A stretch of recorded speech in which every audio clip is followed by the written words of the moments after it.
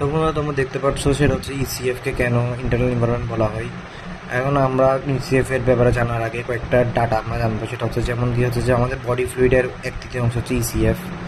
So ECF অবশ্যই আমাদের বডির 1/3, কিন্তু ইসিএফ কে কেন ইন্টারনাল এনভায়রনমেন্ট বলা হচ্ছে, এটা খুবই সহজ জিনিসটা। প্রথমে আমাদের ইসিএফ এর প্রপার্টিসগুলো আমরা জানি। ইসিএফ জিনিসটা হচ্ছে যে আমাদের কনস্ট্যান্ট একটা মুভমেন্টের মধ্যে আছে পুরো বডির মধ্যে, এবং it is transported rapidly in the circulatory blood. আমাদের যে ব্লাড আছে সেই ব্লাডের মধ্যে সেটা ফ্লো হচ্ছে।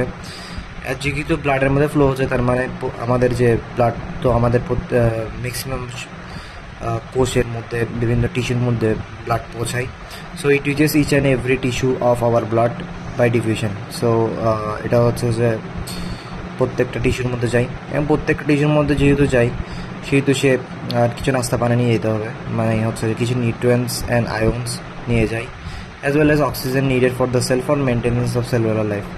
তো এই জিনিসগুলো থেকে আমরা এই জিনিসটা বুঝতে পারলাম যে সে প্রথমত হচ্ছে যে কনস্ট্যান্ট মুভমেন্ট, পুরো বডির মধ্যে কনস্ট্যান্ট মুভমেন্ট করে, এবং হচ্ছে যে ট্রান্সপোর্ট থ্রু সার্কুলেটিং ব্লাড, এবং হচ্ছে প্রত্যেকটা টিস্যুর মধ্যে ডিভিশনের মাধ্যমে সে পৌঁছায়।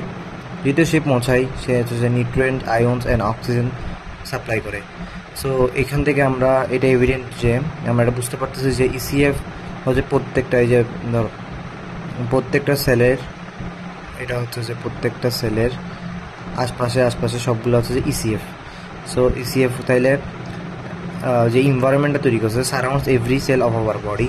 যদি প্রত্যেকটা সেল সে সারাউন্ড করে তার মানে হচ্ছে যে all cells of our body is in same environment. তাহলে প্রত্যেকটা সেল আমাদের কি সেম এনভায়রনমেন্ট, সেম মানুষের সাথেই সে ঘোরাফেরা করতেছে। That is why ECF is internal environment. Thank you.